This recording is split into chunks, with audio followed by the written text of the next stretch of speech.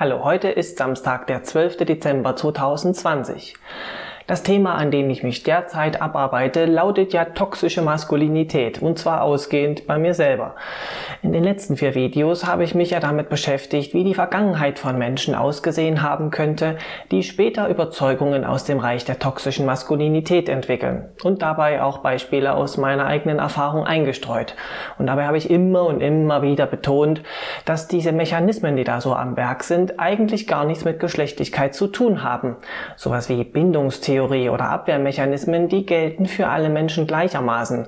Drum will ich in dem heutigen Video mal zusammentragen, wie nun die Maskulinität in die toxische Maskulinität hineinkommt. Und vorneweg gibt's auch gleich wieder eine Triggerwarnung. Ich werde zum Zwecke der Veranschaulichung sexistische Vorurteile aufbrühen. Mir geht's also erstmal darum, die Perspektive der betreffenden Menschen selbst darzulegen und auch mit der entsprechenden Sprache, die im nettesten Fall ein bisschen ruppig rüberkommt, aber im schlimmsten Fall auch ziemlich brutal und abwertend sein kann. Seid also bitte gewarnt und schaut auch nur dann weiter, wenn ihr euch das wirklich zutraut. Auch wenn sich heutzutage schon viel geändert hat, die Kindergärten mehr gegen Sexismus tun und auch die Eltern längst nicht mehr so ultra strenge Vorgaben für ihre Kinder machen, wir dürfen nicht vergessen, die Menschen, die heutzutage Erwachsene sind, die waren Kinder vor 20, vor 30, vor 40 oder vielleicht vor 50 Jahren. Damals schlugen die Uhren noch etwas anders und auch der Sexismus war noch viel stärker präsent. Demnach können heutzutage Überzeugungen zum Zuge kommen, die inzwischen eigentlich schon als kalter Kaffee gelten.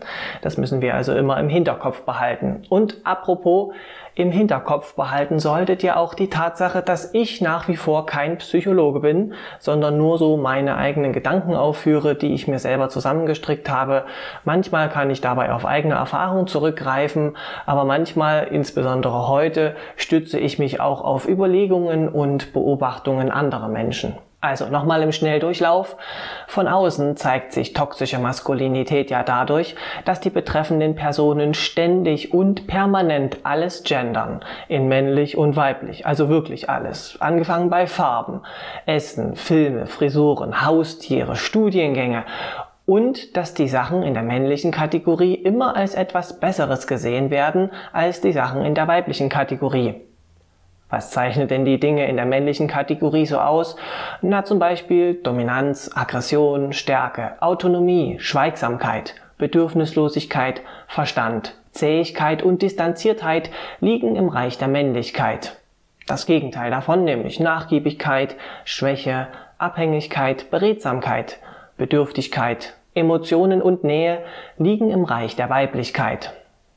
Da ich gerade verraten habe, dass die männlichen Eigenheiten als besser gesehen werden als die weiblichen, ergibt sich hier schon folgende Rangfolge, nämlich Dominanz und Aggression werden als erstrebenswert hochgehalten, Schwäche und Unterwürfigkeit hingegen gelten als minderwertig. Autonomie wird als gut angesehen, Abhängigkeit hingegen als schlecht und so weiter und so weiter. Das sind sozusagen die Grundüberzeugungen. Im Laufe meiner Analysevideos habe ich am eigenen Beispiel aufgezeigt, welche Erfahrungen aus der Vergangenheit dazu geführt haben könnten, dass sich solche Überzeugungen wie Bedürfnislosigkeit und Distanz und Autonomie und so weiter als gut und nützlich herausstellen. Damit habe ich aber noch nicht geklärt, wieso diese Eigenheiten in männlich und weiblich gegendert werden und wieso das Weibliche immer so runtergeputzt wird. Ja, mehr noch. Die Diskriminierung von Frauen wird in der toxisch-maskulinen Denkwelt ja gar nicht ernst genommen, sondern stattdessen alles auf den Kopf gestellt. Der Mann ist es, der diskriminiert wird von der Frau. Das kann ja dann nur heißen, dass die Frau Privilegien hat, die die Männer in eine unterlegene Position zwingen. Und genau das will ich damit sagen. Und das hier ist heute die erste davon. Privileg der Schwäche. Okay, das klingt jetzt schräg. Seit wann ist Schwachsein denn ein Privileg? Naja, ich meine auch nicht, dass es ein Privileg ist, schwach zu sein, sondern schwach sein zu dürfen. Das ist nämlich etwas, was manchen Menschen schlichtweg nie erlaubt wurde. Im letzten Teil meiner Analyse habe ich ja die Theorie geäußert, dass Leute mit Hang zur toxischen Maskulinität möglicherweise vom Elternhaus besonders autoritär erzogen worden sind und dadurch ein Abwehrmuster entwickelt haben, das man Identifikation mit dem Aggressor nennt. Ich greife heute übrigens sehr oft auf Punkte zurück, die ich in den Analysevideos zuvor schon mal besprochen habe. Daher wäre es gut, wenn ihr diese Videos kennen würdet. Also die Eltern haben das Kind richtig dominiert. Sie haben kein Mitgefühl für es gezeigt und es nur akzeptiert, wenn es sich auf bestimmte Weise verhalten hat. Wenn es unerwünschte Verhaltensweisen zeigte, dann wurde es bestraft. Sie haben also von dem Kind verlangt, dass dieses sich zugunsten der elterlichen Erwartungen anpasste und auf seine unerwünschten Eigenheiten verzichtete. Die Autorität der Eltern war letztlich so groß, dass das Kind darunter eingeknickt ist und sich mit dem Aggressor identifizierte, also die Position der Eltern selbst einnahm. Anstatt gegen sie zu opponieren, hat es deren Strafen sogar als etwas Gutes und Gerechtfertigtes akzeptiert und seine eigene Position völlig aufgegeben. Dieses Aufgeben der eigenen Position und Interessen ist wichtig. Meist geht es nämlich darum, dass die betreffenden Menschen ihre eigenen Wünsche aufgeben und verleugnen, dass sie überhaupt solche Bedürfnisse haben. Ich komme gleich nochmal darauf zu sprechen. Zusätzlich zur Identifikation mit dem Aggressor kann es auch passiert sein, dass das Kind die Eltern emotional versorgen musste. Das kann beispielsweise so aussehen, dass die Eltern launisch waren und das Kind diese wechselnden Stimmungen immer irgendwie ausgleichen musste. Also sie aufmuntern, wenn sie traurig waren, ihnen das Gefühl von Minderwertigkeit nehmen, wenn sie dachten, versagt zu haben, oder deren schlechte Laune ausbaden. Eigentlich sollten es ja die Eltern sein, die die Emotionen der Kinder aushalten und regulieren, nicht andersherum. So etwas, wenn Kinder elterliche Aufgaben übernehmen, das nennt man übrigens Parentifizierung. Das Kind konnte also auch in diesem Fall nicht einfach zeigen, was in ihm vor sich ging, sondern es musste dabei das Wohlbefinden der Eltern stets im Blick behalten. Auf Dauer führt das dazu, dass es von seinem eigenen Innenleben regelrecht abgeschnitten wird, weil es dieses Innenleben ja gar nicht gefahrlos ausleben kann. Nur die guten Seiten davon, das Schlechte nicht. Wenn ein Mensch eine derart gefilterte Version von sich selbst nach außen zeigt, dann nennt man es auch ein falsches Selbst, eine Art Rolle, die man einnimmt, um besser zu funktionieren. Nun kommt obendrauf auch noch der Sexismus, der in der Vergangenheit noch stark, heutzutage vielleicht nicht mehr ganz so stark, entschieden hat, welche Gemütsregungen denn jetzt als gut und welche als schlecht gegolten haben. Für Jungs galten all diejenigen Regungen als schlecht, in denen sie sich schwach oder bedürftig gezeigt haben. Verharrten sie zu lange in passivem Weinen oder forderten sie Trost und Fürsorge ein, dann wurden sie daran erinnert, dass sie doch schon ein großer Junge sind und sowas nicht mehr nötig hätten. In verschärfter Variante machten sich andere, sogar Erzieher und Lehrer, über den Jungen lustig und beschämten ihn, wenn er ihnen gestand, was so in ihm vor sich ging. Scham hat eine enorme Kraft, das habe ich im letzten Video ja schon angesprochen. Es sagt dem Kind, du bist minderwertig, wenn du so bist, sei gefälligst anders. Der Ausdruck, du bist doch schon ein großer Junge, auch dann, wenn da vielleicht ein Vierjähriger steht und weint, der hat enorme Symbolkraft. Sie gebietet dem Kind, sich erwachsener aufzuführen, als es eigentlich ist. Kindlich und klein und hilflos zu sein, wird dem Jungen einfach gar nicht zugestanden. Also er darf sich nicht zurücklehnen, passiv werden und die anderen mal um sich kümmern lassen. Psychoanalytiker würden so etwas übrigens Regression nennen. Dabei ist Regression eigentlich ein Abwehrmechanismus, den fast jeder Mensch von Zeit zu Zeit mal betreibt und der auch gar nicht pauschal schlecht ist. Um also nicht beschämt zu werden von seinen Mitmenschen, muss sich der Junge vor jeder Handlung überlegen, ob er das darf oder nicht, was er vorhat. Da es die weiblich konnotierten Dinge sind, für die er beschämt wird, lernt er solche Regungen gekonnt zu umschiffen. Ist es also etwas Männliches, was er tun will, dann darf er es. Ist es Mädchenkram, darf er es nicht. Diese ständige innerliche Einteilung aller Dinge in männlich und weiblich und das Ablehnen alles Weiblichen, das könnten also Spätfolgen dieser Reflexe sein, die die Jungs sich einst antrainiert haben, bevor sie irgendetwas von sich gegeben haben. Ziel war es nichts Geringeres als zu verhindern, dass sie für ihr Verhalten beschämt und gedemütigt werden. Die Mädchen haben diese Reflexe meist nicht so stark ausgeprägt, weil ihre Erziehung sich dank der Emanzipation ja schon vor längerer Zeit liberalisiert hat. Einst typisch männliches Verhalten war bei ihnen schon länger akzeptiert, während ihnen zeitgleich aber noch immer die weiblich konnotierten Muster offen standen. Mädchen hatten also eine größere Spannweite an Aktionen, die ihnen erlaubt war.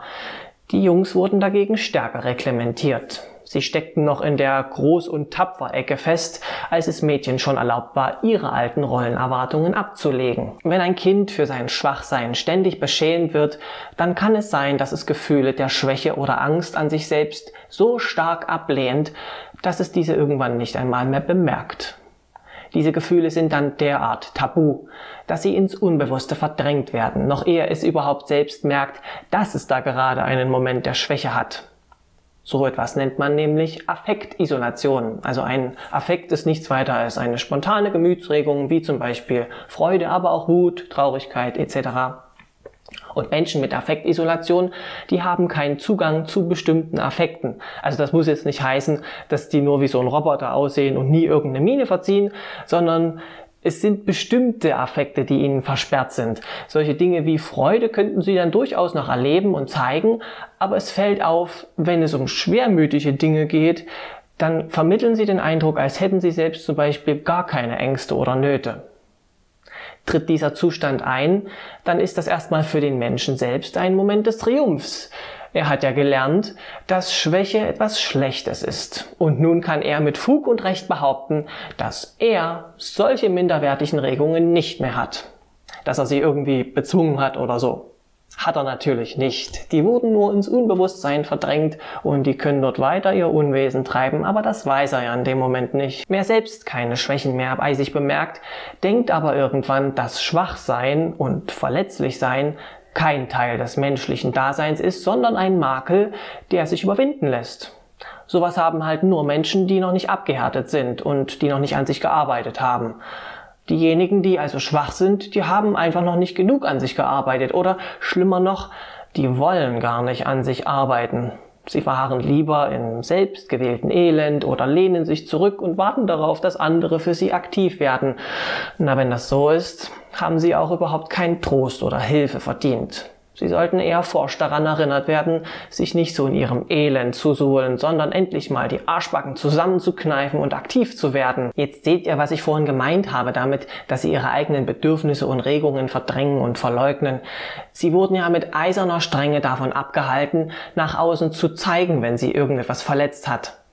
Irgendwann nehmen sie diese Ansicht halt selbst an und sind dann selbst irgendwann davon überzeugt, dass sich Schwäche abtrainieren lässt. Ihnen gegenüber hat ja nie jemand Empathie oder Verständnis gezeigt. Daher verwundert es kaum, dass Sie anderen gegenüber auch wenig Empathie haben. Kommen Sie jetzt mit anderen Menschen zusammen, die empathischer erzogen worden sind und denen auch erlaubt wurde, Schwäche und Verletztheit zu zeigen, dann prallen zwei Welten aufeinander. Die empathischen Kinder scheuen sich nicht ehrlich zu zeigen, wenn ihnen jemand wehtut, egal ob verbal oder anderweitig. Die Kinder, die zur Härte erzogen wurden, die haben schon jegliches Gefühl dafür verloren, mit welchen Dingen sie anderen Menschen wehtun, weil sie unter ihresgleichen rücksichtslos vorgehen können, wie sie wollen, und dennoch nie jemand Schmerz zeigt. Das könnte dann so aussehen, dass sie unglaublich brutal miteinander spielen und sich mehr prügeln als alles andere. Unter ihresgleichen ist das auch gar kein Problem, aber auf einmal jemanden zu begegnen, der schon für ihr Empfinden bei der kleinsten Berührung sofort in Tränen ausbricht, das erscheint ihnen dann wie eine einzige Lachnummer. Ein Schwächling, der noch nicht einmal den ersten Schritt zur Abhärtung gemacht hat. Sie sind dann eher geneigt, dieses Kind immer wieder zu ärgern, um sich über dessen Schmerz lustig zu machen. Geht jemand mal unsanft mit ihnen um, dann scheint sie das kaum zu stören. Nur wenn eine bestimmte sehr hohe Schwelle überschritten ist, dann tut es ihnen zwar weh, aber sie reagieren trotzdem nicht mit Schmerz, der ja nur ihre Schwäche verraten würde. Stattdessen schlagen sie bei nächster Gelegenheit einfach zurück. Diese Sprache versteht auch jeder. Wenn ich das nochmal mache, kriege ich wieder eine aufs Maul. Besser, ich lasse das mal. Und damit ist die Sache vom Tisch. Erinnern wir uns jetzt nochmal zurück daran, dass vor einigen Jahrzehnten vor allem die Mädchen diejenigen waren, denen der Schmerz zugestanden worden ist, und Jungs diejenigen waren, denen er ausgetrieben wurde. Demnach zählten die Mädchen eher zu der Sorte Kinder, die empathisch für die Nöte anderer waren und die ihren eigenen Schmerz auch ebenso offen gezeigt haben. Sie fanden die Brutalität der Jungs dann wahrscheinlich befremdlich, unverständlich oder sogar scheußlich. Umgekehrt haben die Jungs aber die Weinerlichkeit der Mädchen belächelt. Das Privileg der Schwäche erlaubt es also Frauen, die schwachen Seiten in sich zuzulassen, während Männer dazu erzogen worden sind, die schwachen Seiten in sich zu verschleiern, zu unterdrücken oder zu verleugnen. Sie lernten also, dass Schwäche etwas Minderwertiges ist und dass sie selbst so etwas gar nicht mehr haben, aber die Frauen schon. Folglich heißt es ja dann, dass Frauen in dieser Angelegenheit minderwertig sind. Tolle Wurst, oder? Damit hätten wir das erste Privileg auch schon besprochen. Es gibt aber noch mehr davon. Damit meine Videos nicht immer so aus allen Nähten platzen, verschiebe ich die übrigen Privilegien mal auf die weiteren kommenden Videos. Da kann ich mir auch ein bisschen mehr Zeit für die einzelnen Themen nehmen und muss da nicht so einen 30 Minuten Gewaltmarsch machen, wo dann alles reingepfercht wird. Und das Thema des nächsten Videos wird dann sein, das Privileg der Fürsorge.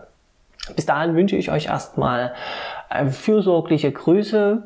Bleibt gesund, passt auf euch auf und bis zum nächsten Mal. Euer Kater Schnurz.